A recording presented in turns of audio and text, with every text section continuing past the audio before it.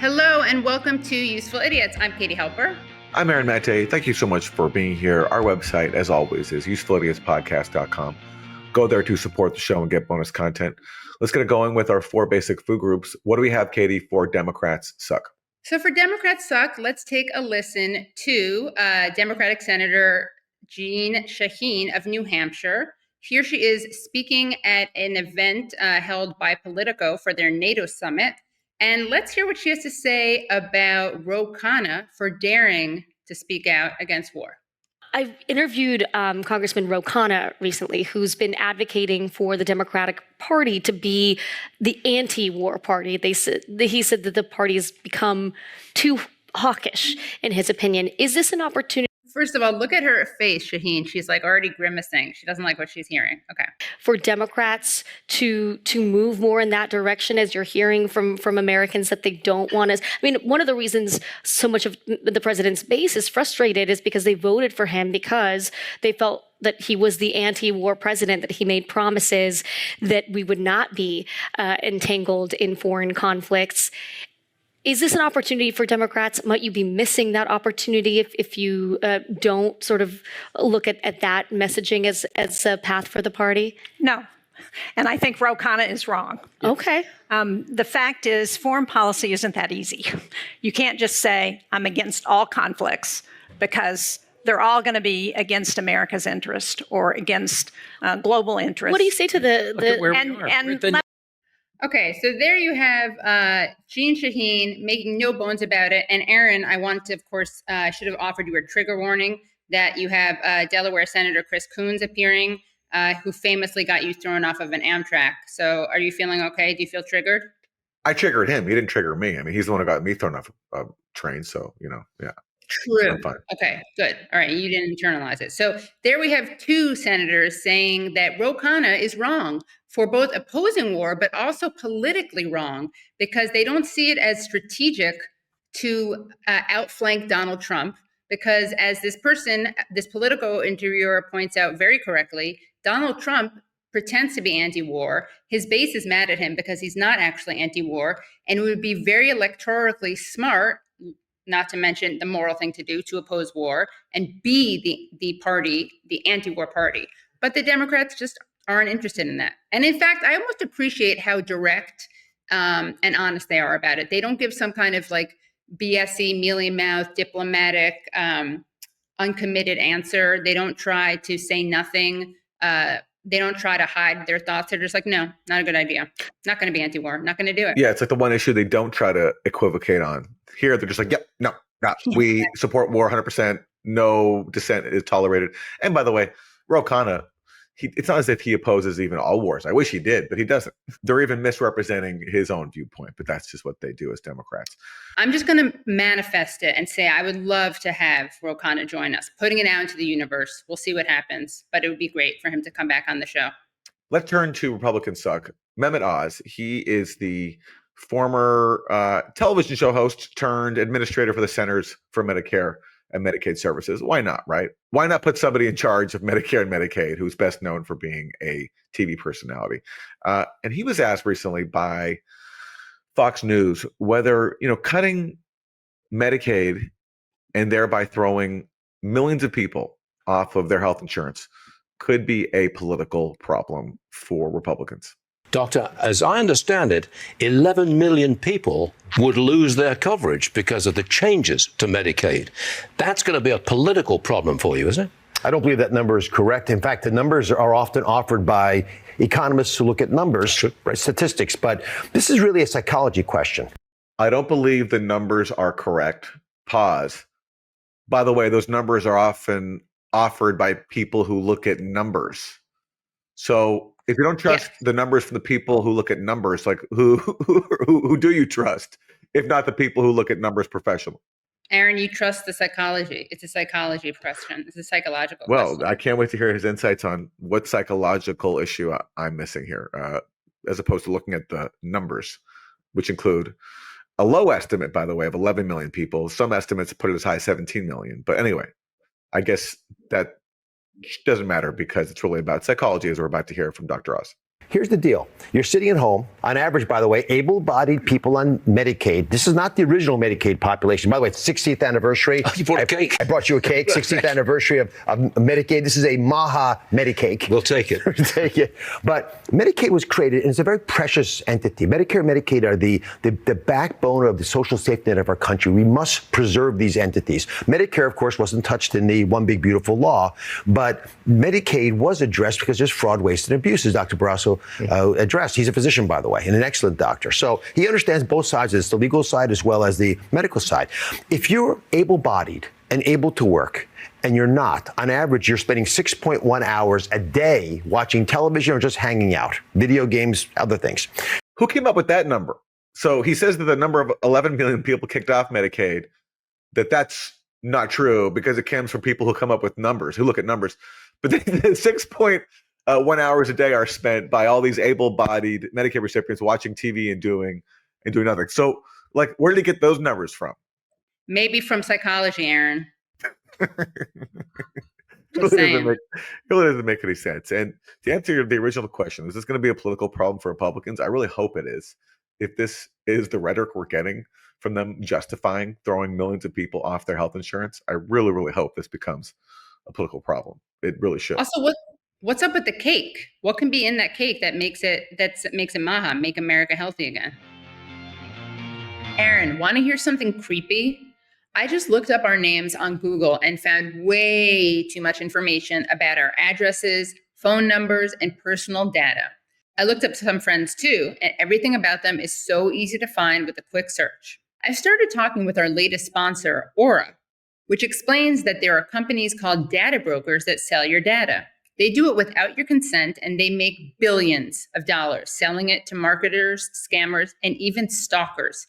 And while they're legally required to remove your info if you ask, they make the process confusing and hard on purpose. Aura does the hard part, automatically removing your info from these sites and keeping it off. Aura is all-in-one digital security. You may already have a digital security tool, but not having Aura is like locking the front door but leaving the back door open. Get alerts if your personal info is found on the dark web, real-time fraud alerts for credit and banking, and 24/7 monitoring to help keep your identity secure. Try Aura for free for 14 days at aura.com/usefulidiots. In those 2 weeks, you'll discover where your data is being exposed and sold. I'm not leaving myself vulnerable, and you shouldn't either. So for Isn't That Weird, we're going to turn to Don Jr., as in Donald Trump's son. Yesterday, the online firearm company Grab a Gun Digital Holdings, of which Don Jr. is a board member, made its debut on the New York Stock Exchange. And here is Don Jr. making the very exciting announcement. To be able to come back to the New York Stock Exchange and actually take a gun company public feels like such a vindication of all of the insanity, all of the woke nonsense that we've been watching and facing for the last decade in America. And so I think it's an ultimate triumphant return. So we're just super excited about the opportunity. So I don't really understand what's so revolutionary, what's so exciting about this. I mean, it's not a good thing, but of course there are already gun companies on the stock market. So I don't get what's revolutionary. Is he describing how like the stock market works or how Wall Street works? But I don't honestly get the purpose of this whole stunt.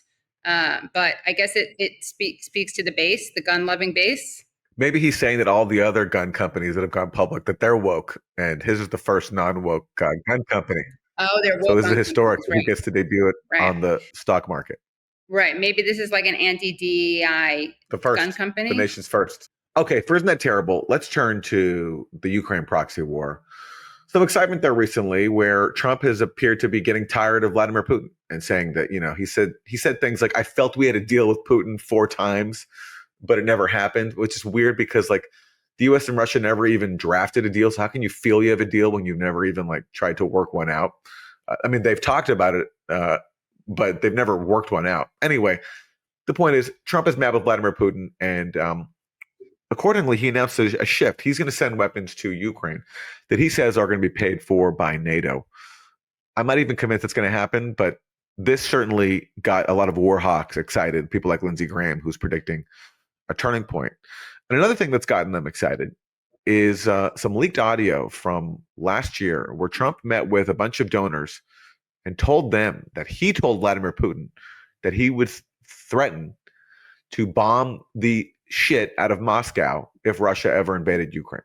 If you go in to Ukraine, we're going to bomb out of Moscow. I'm telling you, I have no choice. The public wants the public. The public. So he goes like, I don't believe you. He said, no way. And I said, way.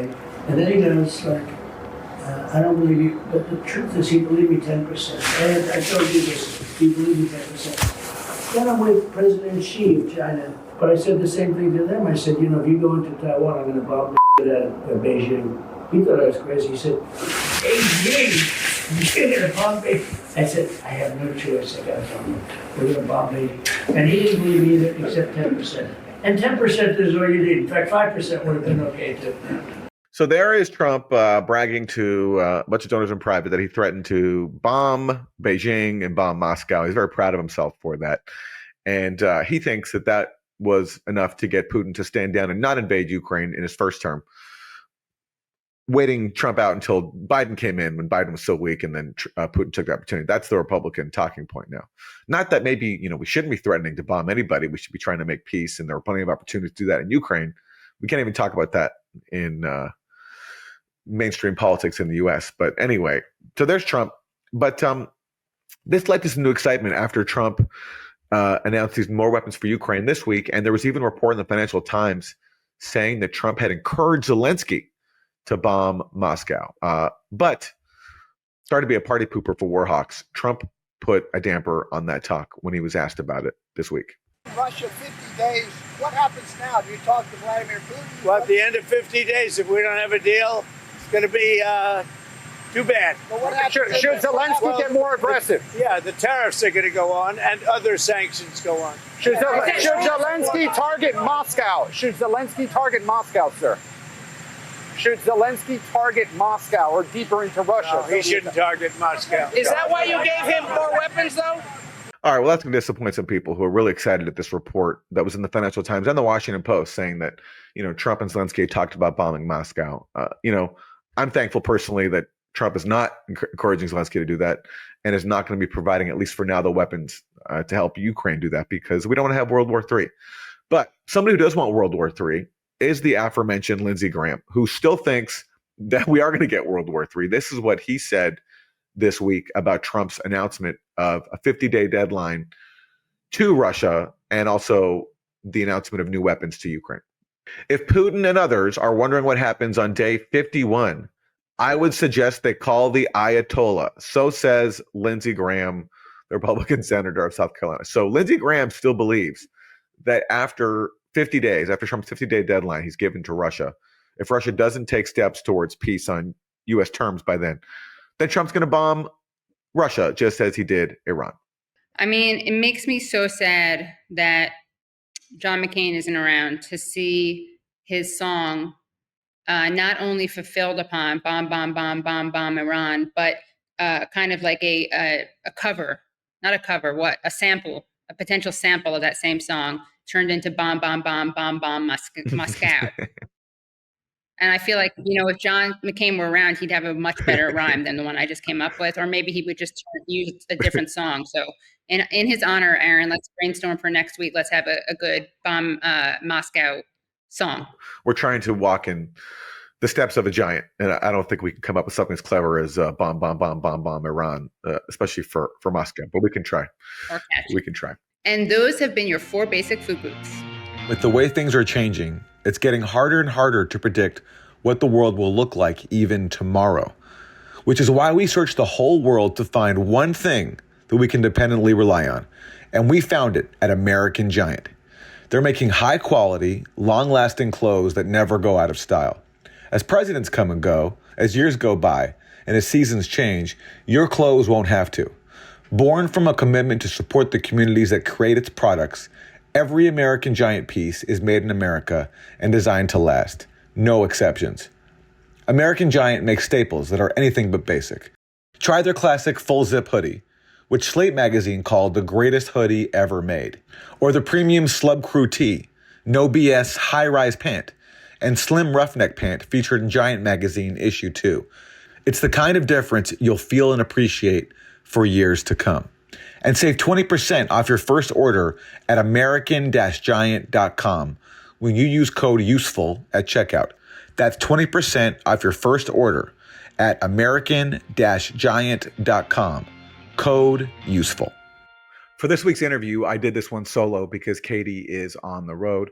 And I sat down with Larry Charles. He is a Golden Globe, an Emmy, and Peabody award-winning writer and director who's been involved in some of the most influential comedy projects of the last several decades, including Seinfeld, Curb Your Enthusiasm, Borat, Bruno, and also has been very outspoken in speaking out against Israel's genocide in Gaza, which is very rare for somebody in Hollywood, especially a Jewish guy in Hollywood.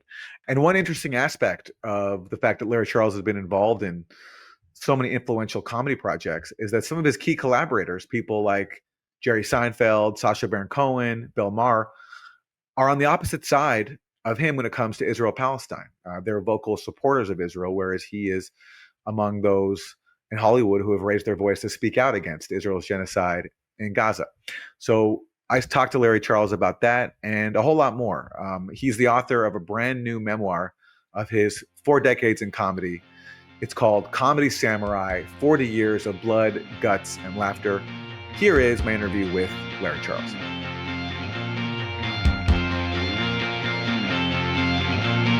Larry Charles, thanks so much for joining me. My pleasure, man. Great to see you. Likewise. You've been a part of some of the biggest comedy projects, and biggest and most influential comedy projects in history.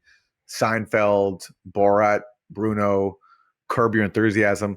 Now you have a memoir all about it. Comedy Samurai, 40 Years of Blood, Guts, and Laughter. So just talk to us first of all about what compelled you finally to sit down and write a memoir about your decades in comedy. Well, I feel like, I never thought of myself as having a career. I always thought of myself as just kind of trying to do cool things and just flailing about. And at one point I was going to call it stumbling through my lifespan. I mean, I really didn't have like a career goal in mind, but I was attracted to certain things. And I kind of inadvertently trusted my instincts and wound up doing a lot of interesting things. And I've read a lot of memoirs, and people sort of have done like one really interesting thing or 2 interesting things. And I thought, wow, I have insights from all these different experiences that are fairly unique, and I've been keeping notes and I have a really good memory for some reason. And I've been committing stuff to paper, memories, memoir type of stuff for quite a while. And then the COVID came along and I couldn't direct and I couldn't really get out to do stuff. So I started putting it on paper and it wound up being a 1,000-page book. I gave it to my agent who gave it to a publisher and they loved it. But they said, you can't publish a 1,000-page book. So we decided that from like birth to my first gig, we would make that like a separate book. And so we cut that essentially. And so the book starts with Fridays in 1980. And that's basically the book. But there's a second book that will hopefully follow it. That oh, wow. Okay. traces my early life a little bit, which was also very surreal and weird and, worth reading, I think, in some way. I look forward to it. And that's your early life growing up in Brooklyn. Growing up in Brooklyn. My dad was a failed comic. His stage name was Psycho, the Exotic Neurotic. And, I had a very bizarre childhood. It was fine. I mean, I survived it, obviously, but it was weird and kind of one of a kind. I look forward to discussing that with you when the book comes up. So let's talk about this book. So as you mentioned, you got your start on Fridays, which was sort of like is it fair to call it a knockoff of Saturday Night Live? Back in the 1980s? That's certainly what they wanted it to be, the network and the producers. The writers were like radicals, and we wanted to really disrupt the medium, but that was a tough battle that we probably lost, I would say. Was there pressure back then to like fit into the like Reaganite dominance of the time, which is all about, worshiping so-called free markets and the foreign policy of the Reagan administration? Like, did you ever face that kind of pressure, coming up on a major corporate network doing comedy, or did you have free reign back then? Well, first of all, we started just before Reagan came into office, and when Carter was still president, before the Iranian crisis, and so we kind of covered the election cycle as well. And no, we never. It was surprisingly, which shows you how hard it is to really create revolutionary change on TV. I think someone once said, "Resistance is surrender." I mean, the networks, the corporations sort of like had resistance built into the equation, so they were okay with us as a late night show reaching a small audience to say anything we wanted, and we took advantage of that and went as far as we possibly could, and we're extremely anti-Reagan actually, but it didn't really have much impact, and we didn't get any pushback on that at all. And I'm sorry, I forgot that in the memoir on the issue of Jimmy Carter, you have a story in there about being tackled by Secret Service. Right. Yes. Because Jimmy Carter's sister was visiting the set.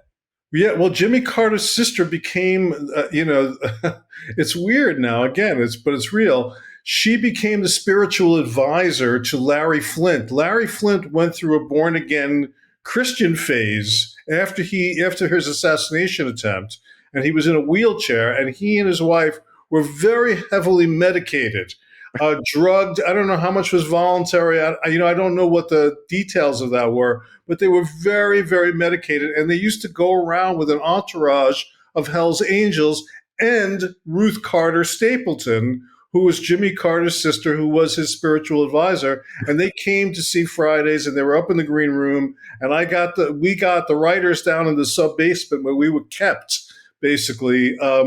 We're told, Larry Flynt wants a joint, and I volunteered and I rolled a joint because we were all drug crazed young writers ourselves.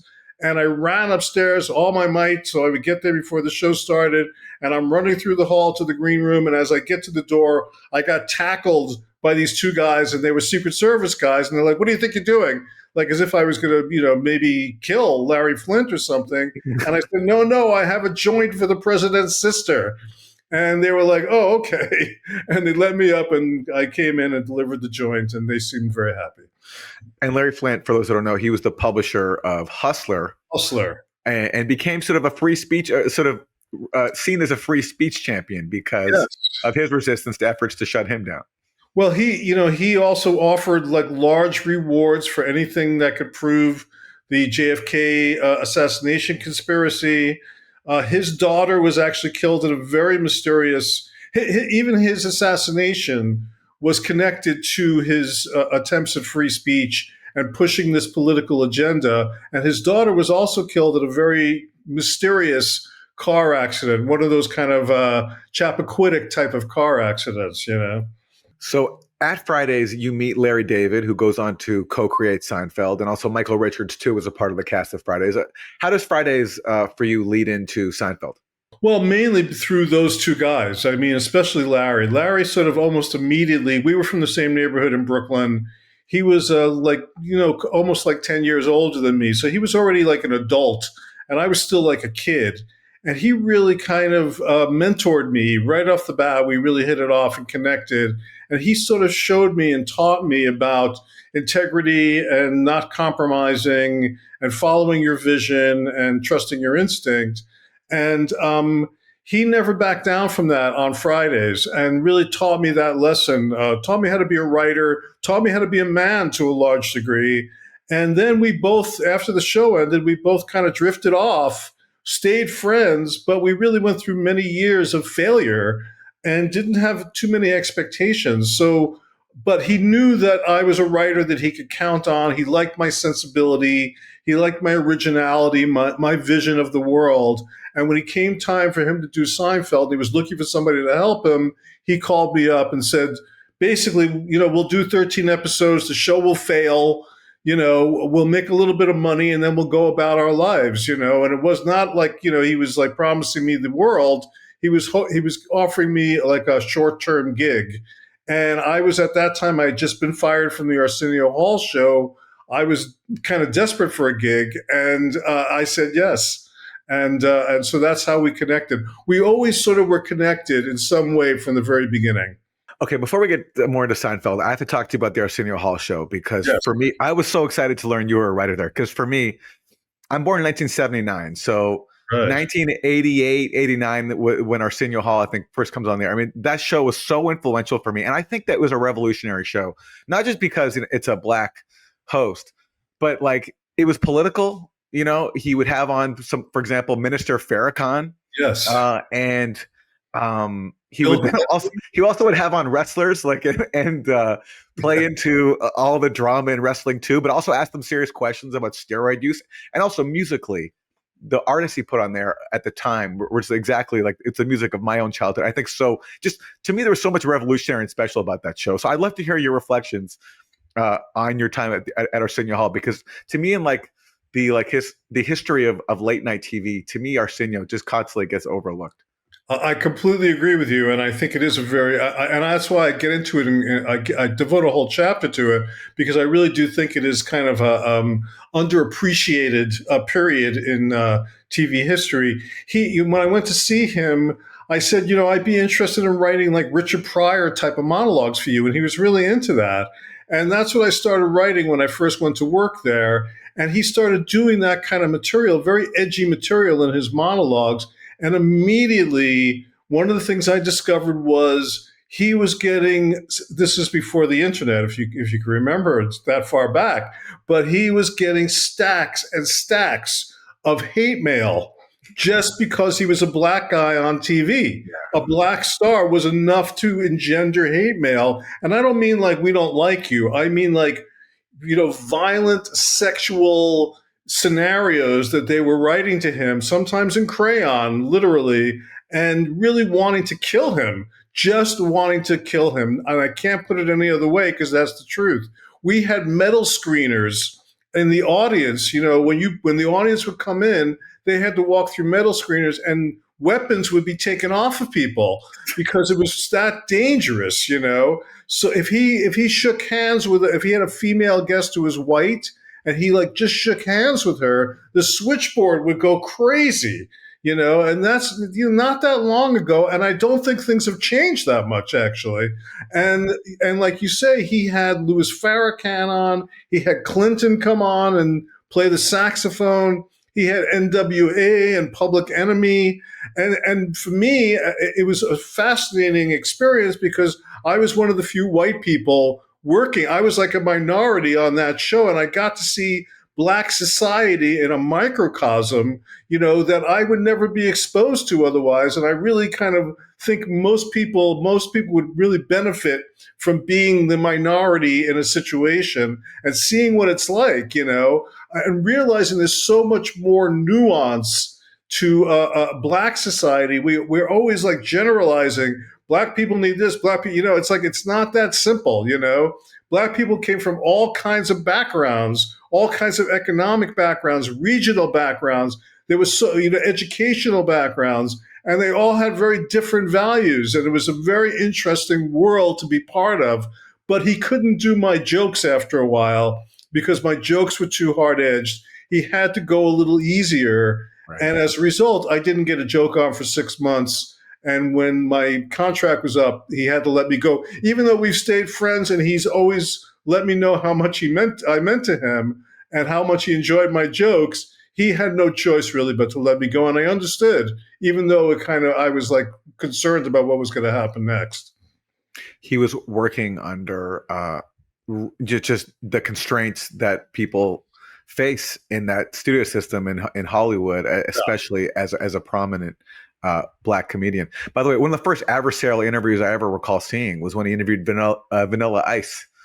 And Vanilla Ice at the time was a darling because he was a white rapper having a lot of success. But yes, Arsenio Hall didn't buy into it, and he held him to account. And that's actually the first time I can recall seeing someone, being challenged in an adversarial but respectful way. And he did a lot of it.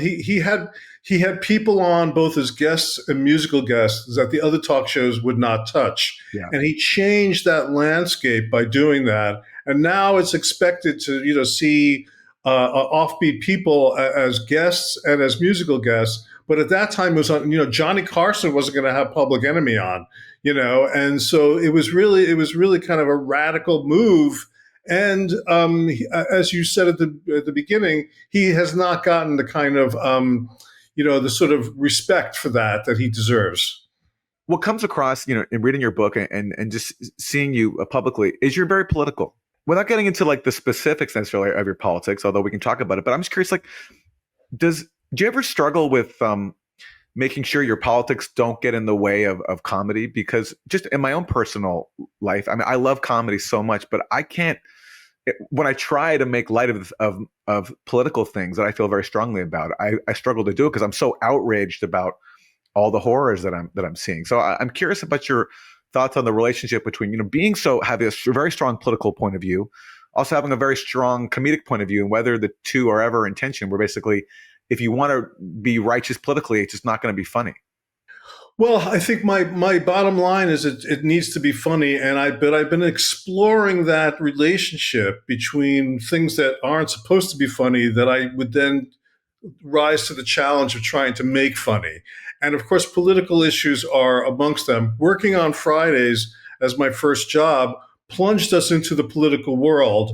And so we wrote a lot of political sketches. Some were more successful than others in terms of funniness or in terms of insight, but we were not at all censored. And I never have felt since that time that I was censored in terms of exploring politics through comedy. It's something that I love the idea of trying to bring those two worlds together, even when they're not on the surface supposedly funny, because there's always an angle to every issue. There's always an angle that you can find humor in. I was a big political cartoonist fan, and I did political cartoons like in high school and stuff. So I've always been looking for that juxtaposition, that interesting synthesis between politics and humor.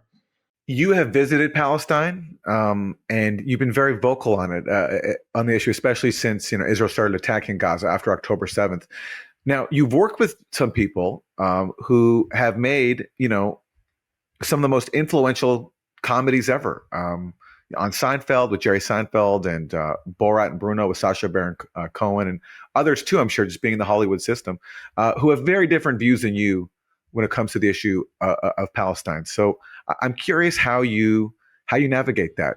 How incredibly creative partnerships can not transcend to being in alignment on really fundamental political issues.